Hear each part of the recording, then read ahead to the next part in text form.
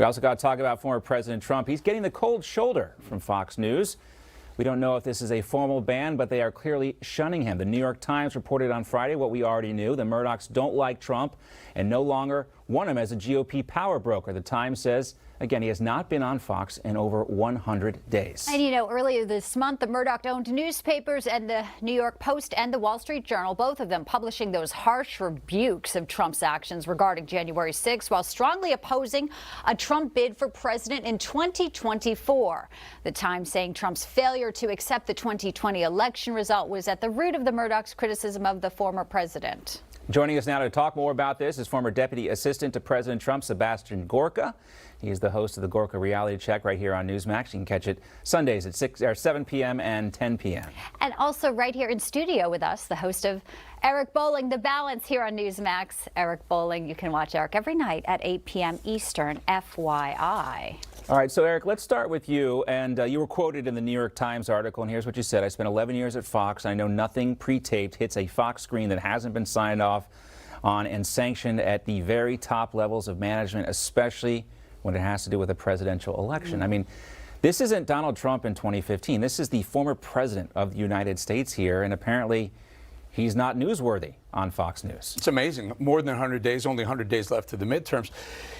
Bianca, you mentioned something. You talked about the New York Post and the Wall Street Journal both saying that it was Trump's time is gone, is past.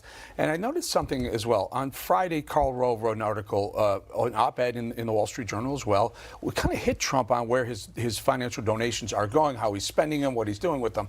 That's telling. But for me, the most telling issue over the last, I would say the last 2 or 3 weeks or so, was Fox Digital did a 3.5-minute pre-taped package. John, pre-taped packages at Fox go through all levels of scrutiny. They have to be sanctioned, they have to be signed off on. And this was a very interesting 3.5-minute package that ran on many Fox platforms. They have many digital, they have Fox News, Business, Fox Nation. This 3.5-minute package was basically all DeSantis. The first part of it was, you know, who do you like? Trump, we like DeSantis. 2.5 minutes of that, they asked people on the street who they'd vote for in a primary, Trump or DeSantis, and get this, 100% unanimously said they would vote DeSantis. That is just a statistical impossibility. I had not seen that yet, but Bianca brought that to my attention earlier today, and you're right. I mean, it's basically like a campaign commercial for Ron DeSantis. And like you said, you were on the inside. You know that got vetted, and you know it went right to the top. Let's bring in you, Sebastian, because, you know, while we're talking about this happening now, this really isn't, you know, new. You know, the Murdochs have always opposed Trump. 2016, you know, they were backing Jeb and Rubio. I mean, they reluctantly backed Trump in 2016. And now I want to get your reaction to this. You know, we read the Times, the Economist, the Financial Times, all saying that Murdoch's children, they want Fox to be more establishment. Read liberal. Clearly, Sebastian, they're moving that direction. They're almost more politically aligned with, you know, say, Mitch McConnell, Karl Rove, than former President Trump here.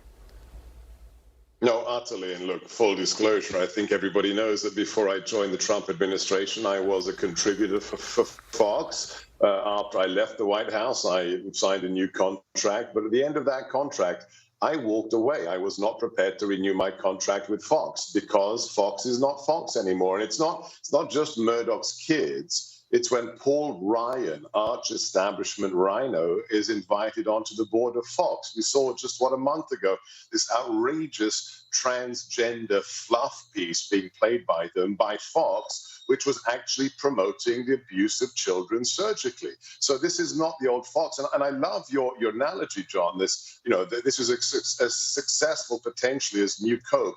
The only difference is back then you still had classic Coke and New Coke. New Coke collapsed. What are you going to go back to? You're going to fire all these woke people? Here's everything. I know. Vanilla Coke. Here's the real test. I mean, here's the real test. And Eric nails it. What if he wins? As far as I'm concerned, President Trump has decided he's running. If he wins the presidency, is Fox not going to interview the president chosen by the American people? This shows you how the credibility of Fox is in the toilet. So there's an interesting concept there, Sebastian. You're right. But even before what if he wins comes the question, will Fox now pivot because the New York Times, the paper of record, called them out and said, by the way, where's Trump been for the last 100 days? My guess is all of a sudden, I know them over there. They're going, oh, my God, New York Times called us out. They see what we're kind of quietly doing. It's supposed to be a whisper campaign. We're clearly pushing towards DeSantis. But now that we're being called out by the New York Times, maybe it's time to book Trump on some shows. Hannity's a good friend of mine. My guess is he'll show up on Hannity first.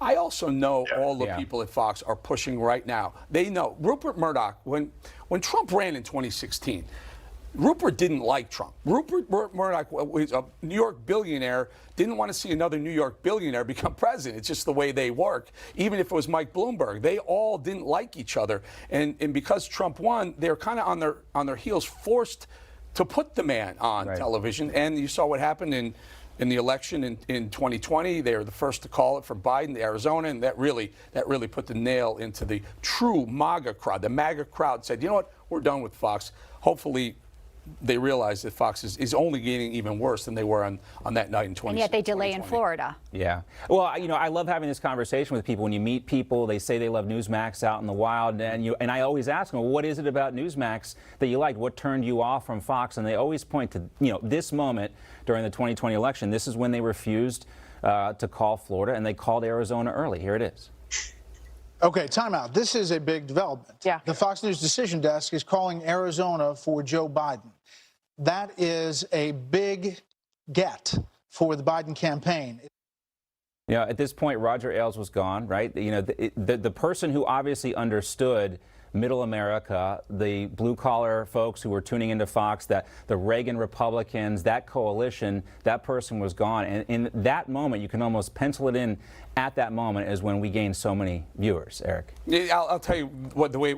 In fact, when I was at Fox, my office was right outside the decision desk. So every 4 years, the decision desk would camp out for about 2 weeks, and I would go in there, and you could tell they would push a narrative. And what happened in 2020, Ailes is gone. Rupert never really liked Trump, and this was the opportunity to push the decision desk to make that call. Arizona, so important. Arizona, there were literally people still looking to vote in Arizona. They made the call. CNN, MSNBC, some others didn't call that race for days afterwards. So was there an influence? I don't know. Perhaps there was, but it was clear that Fox at that moment had moved away from Trump going forward. Jared Kushner writes about it in his new book, talking about how he got on the phone with Murdoch. He's like, I can't help you with this. Yeah. There was a lot of backdoor stuff going on that night at Fox between everyone. And I want to go back to something that Sebastian talked about earlier, is that whole series they did during Pride Month.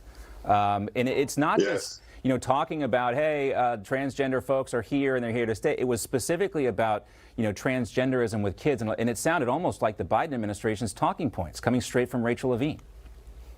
Yeah, let's be honest about what's happening right now. Nobody tuned into Fox to watch Chris Wallace or Martha McCallum. Can we just be honest about what was built there, by the man who we have lost? This is a channel that had a certain identity. Now they've totally gone away from that identity, and they're actually putting their finger on the scale of politics in America. God bless Newsmax for saying, no, we're not going to make fake polling. We're not going to announce things early. We're going to tell you straight what the facts of the matter are, what the American people are leaning to. And it's going to be crunch time. Because, look, I can tell you I've got more than 2 million followers on social media.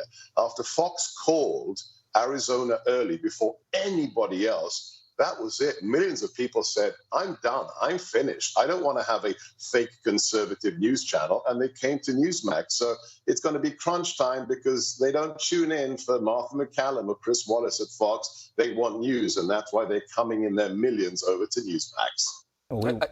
Can I just add, Go ahead, sure. that Fox seems to want to become what CNN originally was, all news for all people. Yeah. They're pushing themselves away from what really got them to the game, to the dance, and put them at number one, which is a very, very conservative voice, and they're pushing towards that center because they want to bring in more audience members from the left, I guess, or independents. It won't work. It hasn't worked for anyone. I don't think it'll work for them either. Yeah, people never like a bait and switch type of scenario, and I think a lot of people feel like that's what they're getting here. Hey guys, it's Rob Carson.